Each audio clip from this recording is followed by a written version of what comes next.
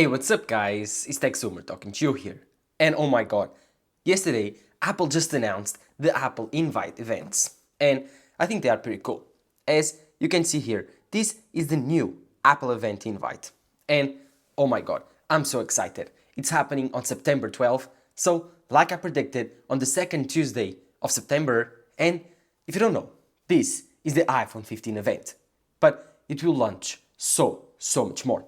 So, if you are excited for today's video I will tell you what to expect for this event, what are the new products and devices that Apple is going to launch on the second Tuesday of September, and of course, what can we expect from the iPhone 15. I've made several videos on the iPhone 15 leaks and rumors, but we got more leaks, more rumors ahead of the schedule. Like, we are less than 2 weeks away, so now the leaks and rumors are getting even more credible. So we have new information, especially about the colors, and of course, what can we expect from this very hyped event. So, no further ado, do not forget to drop a like down below, subscribe to the channel. Thank you guys for watching. Roll the intro. So, the iPhone 15 event is happening on the second Tuesday of September, like I told you like a million times during this year. But what can we expect? And of course, what products will Apple launch with this event? Well, let's first start by the obvious ones, which are the Apple Watch. The Apple Watch is going to launch the new series. It's going to be the Series 9. The Apple Watch Series 9 is going to be almost the same as the Apple Watch Series 8. We got now rumors saying that the Apple Watch Series 10, Series X, whatever you want to call it, will be the total redesign to the Apple Watch lineup. So expect the Apple Series 9, the Apple Watch Series 9, to be a very incremental upgrade. According to leakers, we are only going to get a more powerful chip, not a more efficient one, a more powerful chip, probably based on the A16 chip from the iPhone 14 Pro and Pro Max. So not more efficient, just more powerful. And this is kind of boring because, yeah, I don't want a more powerful Apple Watch chip. I don't need it. I have the Apple Watch Ultra, and still, this Apple Watch is way more powerful than I need. So I don't actually need more power on an Apple Watch. I just want more efficiency because I want a better battery life Apple Watch, because I think that's the most limiting factor on the Apple Watch adoption lineup. But of course, I've showed you the Apple Watch Ultra, and this device was launched last year. I've made several reviews, and this is one of my favorite Apple products of 2023/2022. But I told you that we are not going to get, and I did not expect a new Apple Watch for this year's Apple event, because I thought that the Apple Watch Ultra was like 1 year off thing, 1 year off, 1 year off. So a product that Apple launches 2 in 2 years, 3 in 3 years, because it's such a big upgrade and such a big redesign. But no, according to leakers, this is a total new model that Apple will explore every single year, and we should expect an Apple Watch Ultra Series 2 or an Apple Watch Ultra 2. If I had to bet on the name, I think it will be Apple Watch Series Ultra. Just it. Like Apple Watch Ultra, nothing. No series, nothing. But again, what's going to be new on this new Apple Watch Ultra? Well, according to leakers, new colors. That's it. Just new colors, no new sizes, nothing. Apple is probably going to explore just new colors with the titanium, and that's it. We haven't got that much information on this new Apple Watch Ultra, but if I could bet with my own money, or at least with my own information, I don't have any leaks, nothing, this is just my head thinking, just my predictions, can quote me this later. I think that the Apple Watch Ultra is going to get something new this year that no one is expecting. I don't know, maybe a new size, a new feature, something to differentiate from the first Apple Watch Ultra, because if they don't do it, no one's going to buy this Apple Watch. They're just going to buy the older Apple Watch without the colors, because you will probably save like $200, and who cares about colors if you can save like 20% of the price of the watch, or 18%, 15% of the price of the watch. So I'm truly excited to see what Apple's going to do with the Apple Watch Ultra 2, because I don't think they have much room to upgrade. As for the Apple Watch SE, this is the one that I think we are not going to get, because Apple doesn't launch an Apple Watch SE every single year. They launch like in 3 years. The first one came out with the Apple Watch Series 5, and it was like an Apple Watch Series 4 with a downgrade, or the Series 6, I don't remember if it was with the Series 6 or Series 5, but then Apple launched it with the Series 8. So I think they are an on-off cycle, and again, I don't think we are going to get an Apple Watch SE 3 this year. But again, it makes sense. One thing that I recommend Apple, and this is just my opinion, I think you should launch the Apple Watch SE together with the iPhone SE whenever you decide to launch the iPhone SE. It's the perfect companion to the phone that is cheaper, doesn't have as much features, and most people like to buy on the carrier stores. So if you launch it together with the Apple Watch and the iPhone, maybe you got there a really good seller with your iPhone SE, and maybe when people go into stores to buy the iPhone SE 3 or 4, whatever it comes out, then they will decide, oh, the Apple Watch is also an SE model, is also new, is cheaper than the regular Apple Watches, I'll take the combo. So I think that's a really good idea. Explore it, Apple. As for the Apple Watches, I think that's it. I don't think we are going to get anything more on the Apple Watch lineup. Again, a very iterative year on the Apple Watch. Also excited because we are going to get the Apple Watch watchOS 10. This is the new watchOS for the Apple Watch and it's going to bring new things and features. I haven't installed the beta on my Apple Watch Ultra because no, don't do it. Apple Watch betas are too unstable. They ruin your battery, they ruin your experience. Wait for the public release when you're going to install watchOS. So we're going to get to watchOS 10, redesigned home screen, redesigned widgets, everything is going to be changed. So it's a pretty big change on the watchOS side. The second product I think we are going to get is a refresh to the AirPods lineup. And I think we are going to get new AirPods Pro, new AirPods 3 or 4, and new AirPods Max. And all of this is going to be because of USB-C. I don't think, trust me, I don't think Apple is going to release new devices. I think they are just going to switch the port on the older devices. I still think they are going to keep the AirPods Pro 2, but they are going to release a new case with USB-C for these AirPods. So you can buy it externally and without the need to buy AirPods Pro 2 again. So I don't think Apple is going to upgrade the AirPods itself, but just switch out the port on the case. This is to comply with the EU and of course to comply with the iPhone switching to USB-C. The iPhone is for later. Let's just talk about which AirPods do I expect to get USB-C. Well, all of them. I think that the AirPods Max, yes, the AirPods Max are the ones that need it the most. USB-C could bring audio files to the AirPods Max because it could increase the audio fidelity of this port. USB-C could actually make the AirPods Max worth it because you don't just have Lightning, you have USB-C, which is way more available everywhere to charge your AirPods Max. And of course, USB-C would be capable to use lossless on your AirPods Max, while Lightning, it isn't. So I'm really excited for the time that Apple releases USB-C on the AirPods Max. It's one of my favorite devices. I just did like 4 flights, 10 hours each, using the AirPods Max in every single flight. And I gotta tell you, I love them. They are insanely cool, very comfortable, all the background noise just goes away. And I even was able to sleep with them in most of the flight. So I was really impressed with the performance of these AirPods. So Apple, please bring the AirPods Pro 2 and AirPods Max with USB-C. I'm so excited. And if you do, maybe I will upgrade for the new pair of AirPods Pro. Just maybe. As for the AirPods 3, the new generation of the regular AirPods, I also see Apple releasing a USB-C case. I don't think they will upgrade it again because I think they have like 1 year from last year's event or 1.5 years.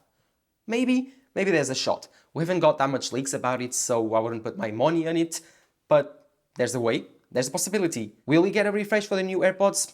Let me know in the comments down below. As for iPads and upgrades to the iPad lineup, normally Apple likes to actually do an event with the iPhone and then release some type of low-end iPads when they do this. Last year, they released the new iPad 10. I think they do this on purpose because the iPhone event gets so much attention that if they do release these lower-end products, it can steal a bit of the attention, but not that much. And the iPad 10, now the iPad 11, would be a great choice. They could add the A16 chip to this iPad. It would be very fast, and for $500 or $499, it will be a great choice for you that wants a very cheap but very good looking iPad. Although it still uses the Apple Pencil weird charging way and the first generation Apple Pencil, please Apple on this generation, put the magnetic charger on the side and use the Apple Pencil too. You don't have any excuse not to do it. And if you do, this will be a way better value of an iPad. As for the iPad mini and iPad Air, we are also rumored to get new upgrades to the devices. And what better way to do it than on the iPhone event? I don't think Apple is going to have an October event, and if they do, it's going to be to release new M3 Max. So I don't think Apple wants to release an iPad mini and an iPad Air at the same event. Although, if they want to put the M3 on these two iPads, maybe it makes sense. But let's imagine Apple is going to put an A16 chip or an A17 chip on the iPad mini and an M3 or an M2 on the iPad Air. I just think they are going to put the A17 on the iPad mini and maybe the M3 on the iPad Air on October. So I see these two devices being launched at different times. One thing's for sure, I think Apple is going to release the iPad mini. there has not been any rumors, although we have some rumors saying that the iPad mini is going to be refreshed very soon. It's not actually accurate to say that it's going to be on the iPhone 15 event, so I'm not sure if we are going to see the iPad mini or not. But listen to me, the iPad mini could come with the A17 chip. I think it was 2 years ago that we got the iPad mini with the iPhone 13 Pro Max and we got the A15 chip there. So maybe there's a way for us to get the new iPad mini refreshed with, of course, better displays, because we need it. We just need a better display on the iPad mini. That display get on the iPad mini was kind of weird, the jellyfish scrolling, and maybe we just get the A17 chip. More performance, more efficiency. With the iPad mini having a smaller battery, maybe just more efficiency would increase even more that battery size. So again, really excited for the iPad lineup, although I'm using my 2018 iPad Pro and I don't see any way that I want to upgrade because it's such a cool device. It's broken, but I've used this again on these flights and I got reminded why I like my iPad. Just, it's a very portable, very big screen device, and the iPad mini is not for me. I don't like the iPad mini form factor. It's very comfortable, don't get me wrong, and I've tried it several times, but at the end of the day, I think that having an iPhone Pro Max, so my phone is an iPhone 14 Pro Max, this phone right here, I don't see the need for me to use an iPad mini. This is such a big phone, and now that I will probably upgrade for the iPhone 15 Ultra or the iPhone 15 Pro Max, I don't see the need of having an 8.7 or 8.9 inch display when I can have a 6.7 or 7 inch display on my iPhone. You know what I mean? Now, let's get to the big thing. And I'm holding my iPhone 14 Pro Max for a reason, because we are going to get the iPhone 15, 15 Pro, 15 Ultra, and 15 Plus on this event. These phones are going to be the star of the iPhone event. And yes, I'm really excited because this event will focus on new and huge upgrades to the iPhone lineup, especially, like I talked about before, USB-C. USB-C is going to be put on the front of this event and it's going to be announced with the iPhone 15. This is such a huge thing. Apple only changed ports on the iPhone one time with the iPhone 5 to Lightning. So again, with the iPhone 15, we are getting new ports on iPhones, USB-C. When Apple launched the iPhone 5, they said that Lightning would be here for 10 years. And they were correct. We got the iPhone 5, now we get the iPhone 15. 10 years of Lightning, Lightning is over, we get USB-C, the superior port. It's faster, with faster connecting speeds, can charge faster, it's more reliable, I think, because how many of you have got fraying Lightning cables and broken Lightning cables? And of course, the most important part, it's widely available everywhere. You can use the same camera charger, the same MacBook charger, the same iPad charger, and now the same iPhone charger. So excited. For those of you that use MagSafe, well, you don't really care. But for me, that I transfer things from my iPhone ProRes footage, finally we got a faster encode port for me to export and import things from my iPhone. Of course, that's a but, because Apple is not just going to put Thunderbolt on the iPhone Pro models and the iPhone normal models, the iPhone 15 and 15 Plus. Yes, they are going to put Thunderbolt 4 port exclusively on the Pro models, not on the normal 15 and 15 Plus.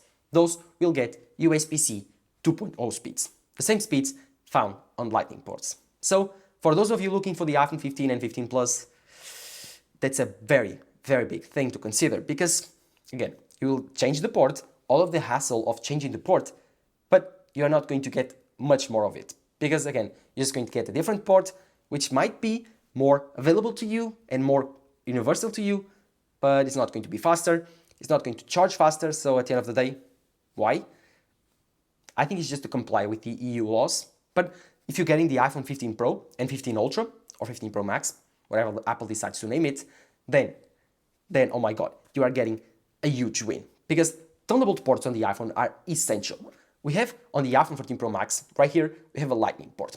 This Lightning port is a very big disappointment. Because I can record 4K, 30 frames per second, ProRes video on my iPhone, and trying to transfer it to my computer to edit is such a pain in the ass that I don't think it's worth it. Because it takes hours to transfer like a half an hour video. If I want to record a car review, which many times I use my iPhone, which is much quicker, just like MKBHD's autofocus channel, have to transfer my ProRes footage to my MacBook Pro, and it takes so much time. I don't think this is doable, so I end up just going for the normal footage, which is not as great for color editing and color grading, so I prefer to use my camera at the end of the day. But oh my god, you are getting USB-C Thunderbolt 4 speeds, so expect 40 gigabytes per second coming out of the iPhone. And of course, Apple is going to probably increase the power delivery of the port. So we're going to get much faster charging ports on our iPhones if Apple decides to. And just maybe we are going to get new features out of this Thunderbolt port, just like power sharing. Like the iPad Pro, you can charge devices using your iPad Pro USB-C port to charge other devices like the iPhone, your Apple Watch, the AirPods. If Apple decides to put a Thunderbolt port there and use that feature, that would also be really cool. But like you and me, most of you probably use MagSafe. Most of you techie guys like MagSafe. It's much more convenient. You just drop your phone and it wirelessly charges via magnets. So I think Apple needs to also put some work on MagSafe, make it faster, make it more reliable, make it more widely available like on the iPad, on the Mac, everywhere, make more accessories, because I think if Apple wants to, they can make the futures of iPhone charging and iPhone data transfer via MagSafe and not USB-C. And that's what I'm going to bet on, because I think USB-C, it's a cool standard and a very good and accepted one, but I think the next 5 years, Apple is probably going to remove the port. That's their goal. And now that they are being forced by the EU to adopt a new standard, I think they are pissed off, and I think they are going to do it much faster than we think. Besides the USB-C on the iPhone, we got some leaks and rumors saying now that the new colors have been revealed for the Pro models, according to leakers. And I think this came from Ian Zelbo. He got some new renders. They are looking really good. This is the new colors for the iPhone. We got the new deep blue color, just like the iPhone 12 Pro, a little bit more darker. We got the new gray titanium. This is the new titanium color. We got some black, jet black, not like the iPhone 14 Pro, but a little bit lighter color on titanium. And we got the silver color on titanium. And as you can notice, no gold this year. Maybe because Apple did not manage to put gold on titanium, or because it's too expensive, or because nowadays no one buys the gold color. I'm not sure, but maybe next year we'll get another one. But like I told you like 3 times already, yes, we are getting titanium frames on the iPhone. Now it's getting even more likely that this is going to happen, because leakers now actually confirm it, leakers now actually talked about it as a certain thing, and if this happens, I'm so excited. Titanium is so cool, and I cannot wait to have it on my iPhone. It's such a good feeling when you hold titanium. I don't know, when I hold my Apple Watch, it feels different. The texture feels different. And if this is the product and material that Apple is choosing, this anodized titanium, which feels almost like aluminum, but it's much more resistant and much lighter in terms of resistance to weight, this is going to be insane, and it's going to be a leap forward to the iPhone lineup. And I think in the future, more brands are going to adopt it, like Samsung or Google. But Apple is a pioneer of innovation. Many people say that Apple is just iterative, but oh my God, titanium, such a big thing coming to the iPhone. And I cannot expect to see how these colors will look. Again, the renders from Ian Zelbo probably give us a very good idea, but with Apple marketing images and videos, they will look much better. For more new information, they were just revealed the new wallpapers for the iPhone lineup. And I got one right here. This currently, I think, is one of the new wallpapers for the iPhone 15 lineup. Probably the iPhone 15 Pro. And this is the new gray. So you got the blue and the gray.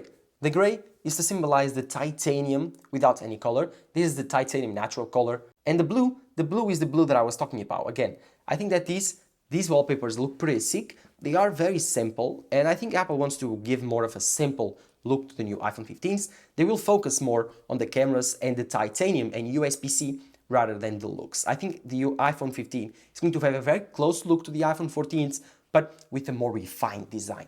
Again, I've talked about this new design several times on my channel, but if I want to recap, the iPhone 15 design is going to be a little bit more rounded off on the edges. So they will trim and chamfer the edges to make them even more comfortable when you hold them. The iPhone 14 has these sharp edges that when you pick them up, they kind of feel rough after a while, and they cut into your hands for like 1 hour if you don't use a case. But with the new edges on the iPhone 15, they're going to be a little bit more rounded off, which makes them even more comfortable, even more secure when you are holding your phone. Maybe not as premium, but I trust what Apple is doing, so maybe they're right on changing this and refining the Apple design, but I think the squared off sizes are the way to go. I much prefer them to the older, rounded off edges. Let's not talk about specifically the iPhone 15 and 15 Plus. Those devices are getting a new design change to the front of the phone. They are going to get Dynamic Island, which is a pretty big thing, because Dynamic Island is a really cool feature that we have now on the iPhone 14 Pro and Pro Max, and I've loved it for the last year, and I want more things to come out of it. So adopting it on the iPhone 15 and 15 Plus will incentivize developers to make it more widely available and to make more things for it because more people, more users, more business opportunities for developers. So I think with the launch of Dynamic Island on the new iPhone 15 and 15 Plus, we'll bring more features to the older iPhone 14 Pro and Pro Max. So rejoice, Dynamic Island is coming to all new iPhones. And of course, for the Pro models, we're also going to get some changes to the screen. According to leakers, you are getting a reduction in bezel size, and it's actually pretty substantive. If you look at it, it looks almost 100% screen body ratio. Without the notch, maybe it's the most thing we can get out of the bezels. They look almost completely to the side of the iPhone. It's weird to imagine, but they are looking really, really good. And I love the look. In like 4 or 5 years, Apple is going to probably remove the notch and Dynamic Island, and we are going to get a completely full look on the screen. That's going to be peak iPhone design. But for now, if this is the new iPhone Pro model display with titanium, then, oh my God, I'm getting so pumped up because this is looking like a big upgrade for the Pro models. Also, we are getting a very new chip on the iPhone, a new architecture on the iPhone. 3nm is coming for the A17 chip, just for the Pro models, for the iPhone 15 Pro and 15 Ultra, or 15 Pro Max. Yes, we are getting this A17 chip. The rumors are saying that the A17 chip is not going to be way more powerful than the A16, but you don't need that. Whenever was the time that your phone was slow? I don't remember it. Since the iPhone like 10, I don't remember my iPhone needed to be faster. I just don't. But one thing that I do remember my iPhone being is very hot and very inefficient. Sometimes when doing very heavy tasks like playing games or exporting video or editing photos, your iPhone can get pretty hot. And the screen, when you are outside, can dim down the brightness because it's getting too hot and needs to slow down the chip, slow down the screen so it can save battery life. But this is a very big part. Apple is going to increase the battery size, so the cell of the iPhone is going to get bigger by about 18% in all the models. And the Pro and Ultra models are going to get new chips, even more efficient architectures just like the A17. So this could mean an increase of 30% in terms of battery life. This is crazy and I'm really, really excited. This might be the biggest feature on the iPhone 15 Pro and Ultra. So let's wait and see what Apple can do with these new battery size and A17 chip. And finally, I've been talking about a lot of the iPhone Pro and Ultra. And why?